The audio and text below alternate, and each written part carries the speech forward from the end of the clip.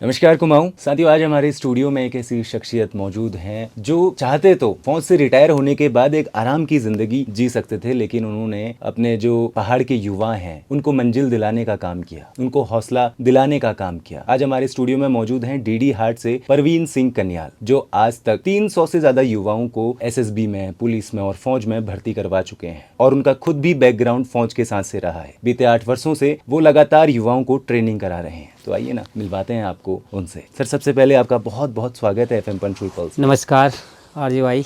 कैसे हैं सर आप? बढ़िया।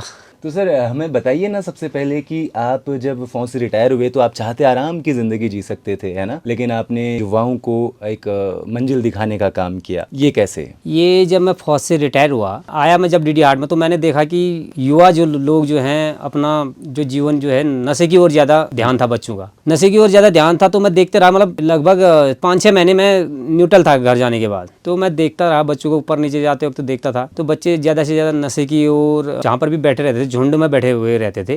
तो मैंने सोचा कि यार इनके लिए कुछ किया जाए। तो फिर तब मैंने जो है ये अपनाया कि मैंने कहा कि मैं इनको जो है आर्मी में जाने के लिए जो है प्रेरित करता हूँ। तो मैंने जो है ये ट्रेनिंग एक जो है एकेडमी स्टार्ट की डीडी हार्ट पे। तो पिछले 8 सालों से आप ट्रेनिंग करा रहे हैं ना, निःशुल्क में सिखा रहे हैं, तो बहुत सारी चुनौतियां शुरुआत में आई होंगी, वो कैसी और क्या चुनौतियां थी सर, इस बारे में थोड़ा बताइए। चुनौतियां तो हर किसी काम में आती हैं। आप कोई भी काम अगर स्टार्ट करेंगे तो चुनौतियां आती हैं, लेकिन उनका जो सामना करना पड़ता है, तो उसके लिए आपने तैयार रहना पड़ेगा कि मैंने क्या इस चीज में चुनौतियां आएंगी, कैसे मैं जो है इसका निवारण करूंगा। तो उस चीज के लिए हमने पहले से जो है प्रिपेयर रहना पड़ता है। इसलिए मैंने जो है स्टार्टिंग में घर से आता था, 14 से 15 किलोमीटर दूर मेरा गाँव पड़ता है किरौली। वहाँ से मैंने तकरीबन 2 से 3 साल जो है वहाँ से अप डाउन किया सुबह शाम बच्चों के लिए। उसके बाद मुझे काफी सुबह में 4 बजे घर से आ जाता था अंधेरे में, फिर डीडी हार्ट पहुंचना पड़ता, 15 किलोमीटर बीच में जंगल का रास्ता है पूरा। तो डीडी हार्ट में सेटअप हो गया मैं, क्योंकि मैंने कहा कि यार इतनी दूर से आने में प्रॉब्लम ही हो रही है सुबह, क्योंकि कभी बरसात हो जाती है, कभी कुछ हो जाता है। बाद में मैंने जो है उनको डीडी हार्ट में रह के ट्रेनिंग देना शुरू किया। तो सर देखिए, इतनी मेहनत आप भी करते थे बच्चों के साथ साथ, तो जब वो बच्चे आपके 300 से ज्यादा बच्चे आप 8 सालों में सेलेक्ट करवा चुके हैं, पुलिस में कहें, फौज में कहें या एसएसबी में, तो उसके बाद आपको कैसा लगता है जब बच्चे सेलेक्ट होकर के आपके पास आते हैं, मिठाई का डब्बा लेके आपको कॉल करते हैं, गुरुजी हो गया मेरा?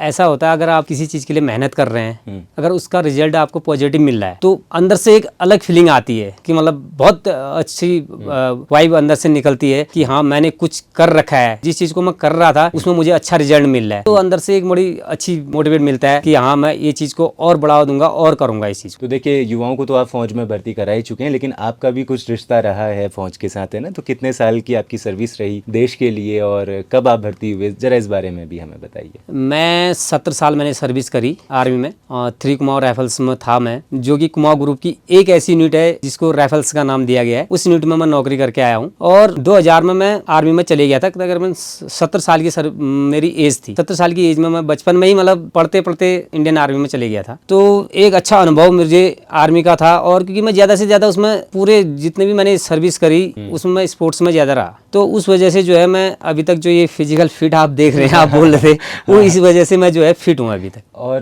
सर वो एक ऐसा कोई किस्सा आप बता सकते हैं जब कभी ऐसा हुआ हो किसी बच्चे को बहुत ज़रूरत हो जॉब की और आपकी ट्रेनिंग की वजह से वो सिलेक्ट हो पाया, उसके बाद आपको उनका कॉल आया हो या आपसे मिले हों, थोड़ा भावुक वो हो गए हों, उस वक्त आपको कैसा लगा वो? देखिए, बच्चे जब सिलेक्ट होते हैं तो उनका कॉल आता है, वो खुद मिलने आते हैं। तो एक मेरे पास आए थे लोहाघाट से, शायद रेलवे की तैयारी कर रहे थे। तो उस टाइम पर मैं कैंप ऑफ था हमारा, तो वो बोल रहे थे कि मैंने आपका यूट्यूब चैनल देखा, तो मैं वहाँ से आपको, मुझे कॉल किया उन्होंने। अच्छा, आप यूट्यूब चैनल पे भी हैं? यूट्यूब चैनल भी है, अपना यूट्यूब चैनल भी हमें बताइएगा। JMS फिजिकल एकेडमी के नाम से यूट्यूब चैनल है मेरा। उन्होंने मुझे कॉल की, बोला सर मैं जो है डीडी हार्ट में DLED में निकला हूँ और मैं रेलवे में भी निकला हूँ, तो मुझे जाना रेलवे में है, तो मैं आपके पास ट्रेनिंग के लिए आ सकता हूँ। तो पहले तो मैंने सोचा, मैंने कहा कि मैं आपको जो है शाम को कॉल करता हूँ। तो फिर मैंने शाम को कॉल की, मैंने कहा यार बंदा लोहाघाट से मुझे फोन कर रहा है, उसने रेलवे में जाना है, उसका फिजिकल है। तो उन्होंने बोला मेरे पास केवल 2 महीने हैं सर, और मेरी टाइमिंग भी नहीं आ रही और नहीं हो पा रहा है मुझसे, मैं आना चाहता हूँ आपके पास वहाँ। तो फिर मैंने शाम को कॉल किया, मैंने कहा आप आ जाओ, कल ही आ जाओ, कोई बात नहीं, मैं अकेला कराऊंगा। मैंने उनको 2 महीना ट्रेनिंग कराई। 2 महीना ट्रेनिंग कराने के बाद 2 महीने में उनका सिलेक्शन हो गया। उनका कॉल आया मुझे, बोला सर मैं जो है फिट हो गया और मेरा सिलेक्शन हो चुका है। जब सिलेक्शन हुआ उसके बाद अपने वापस घर आए होंगे, घर आने के दूसरे दिन वो जो है डीडी हार्ट पहुंच गए मुझसे मिलने। हाँ, मुझे ऐसा लगा कि मतलब बंदा वहाँ आया और मेरे से मिला, बंदा रोने लग गया, बोला सर मैं अभी DLED करता। वो आपकी जीत थी एक हिसाब से, है ना? जो बंदा बोला मुझसे मैं DLED करता तो मुझे कितने साल और वेट करना पड़ता।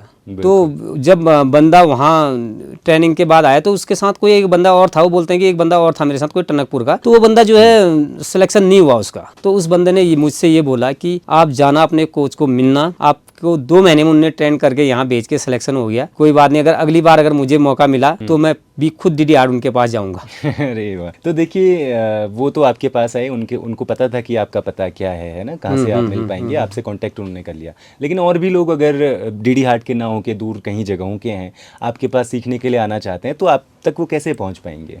मैंने बताया आपको, अभी मेरा यूट्यूब चैनल है GMS फिजिकल एकेडमी के नाम से, और मेरा कॉन्टैक्ट नंबर मैंने उसमें डाल रखा है। अच्छा, तो आ सकते हैं, मतलब दूर आ सकते हैं, कहीं से दूर से भी आ सकते हैं, क्योंकि उनकी जब वो आते हैं तो मुझे आने से पहले कॉल करा, क्योंकि यहाँ पर रहने की ऐसी व्यवस्था नहीं है, तो यहाँ पर उन्हें जो है किराए पर रहना पड़ेगा, तो मैं उनकी व्यवस्था कर दूंगा कि हाँ रूम यहाँ पर अवेलेबल है, तो वो आ सकते हैं। और सर आपके हिसाब से युवाओं में सबसे ज़्यादा क्या ज़रूरी है, फिजिकल फिटनेस, मेंटली या डिसिप्लिन? देखो, अगर फिजिकल फिट है बंदा, ऑलरेडी मेंटली फिट हो जाएगा, बिल्कुल, उसमें किसी को कोई डाउट नहीं होना चाहिए। और फिर उसके बाद डिसिप्लिन अगर हमारे पास आएगा, खासकर ये होता है, देखो इंडियन आर्मी एक ऐसी संस्था है जहाँ पर डिसिप्लिन ही सबसे अच्छी चीज़ है, कि डिसिप्लिन से सब चीज़ सीखा जा सकता है। और एक और चीज़ हमें बताइए, देखिए पहाड़ों से हम हैं, पिथौरागढ़ से हैं, कुमाऊं से हैं, ये तो भाई वीरों की भूमि है, तो यहाँ ज़्यादातर लोग फौज में ही जाना चाहते हैं। तो आप उन युवाओं से क्या कहना चाहेंगे जो खुद ही घर में प्रैक्टिस करते हैं ना, सुबह शाम खुद ही उठते हैं, खुद ही दौड़ने जाते हैं, उनको क्या कहना चाहेंगे कि कैसे वो तैयारी करें? देखो, जो युवा खुद तैयारी करना चाहता है, पहले तो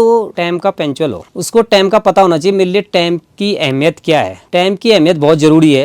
अगर टाइम से अगर अपना एक रोटेशन बनाए, मतलब कि वो अपना टाइम टेबल सेट करे, तो कोई चीज भी असंभव, मेरा कहने का मतलब है कोई चीज भी असंभव नहीं है मेहनत के आगे। आदमी को केवल मेहनत करनी है, अपना एक डिसिप्लिन में रह के, वो आराम से सक्सेस है। अब एक आखिरी सवाल सर मैं आपसे पूछना चाहूँगा, आपके ट्रेनिंग सेंटर में, ग्रुप में आपके आजकल लड़कियाँ भी जुड़ रही हैं, धीरे धीरे महिलाएं भी आ रही हैं अपनी प्रैक्टिस करने के लिए, उनकी भागीदारी को आप कैसे देखते हैं और इसे क्या क्या कहना चाहेंगे इस बारे में? मैं तो ये कहूँगा, लड़कियाँ, आजकल की लड़कियाँ किसी से कम नहीं है। अगर लड़कियाँ अगर इस टाइम पे खुद अपने पाँव में खड़ा होना चाहती हैं, कि मतलब फोर्सेज में जाना चाहती हैं, तो उससे अच्छा ऑप्शन कुछ नहीं है। लड़कों के लिए क्या, लड़कियों के लिए क्या, क्योंकि एक इंडियन आर्मी ऐसी संस्था है जहाँ पे आप लोग हाई स्कूल पास करने के बाद, इंटर पास करने के बाद अपना जो है वहाँ पर जा सकते हैं। Thank you so much sir, आप FM पंचकुल पल्स में आए। देखिए आप भी आर्मी से हैं और ये रेडियो स्टेशन भी आर्मी का ही है, और आप काम भी भाई युवाओं को जवान बनाने का कर रहे हैं, ये बहुत ही अच्छी बात है। थैंक यू सो मच, आप ऐसे ही काम करते रहिए ताकि हमारा जो युवा है वो सही दिशा में जा सके, उनको एक मार्गदर्शक मिल सके सही दिशा दिखाने के लिए। Thank you so much sir. बहुत बहुत धन्यवाद सर आपका। ओके।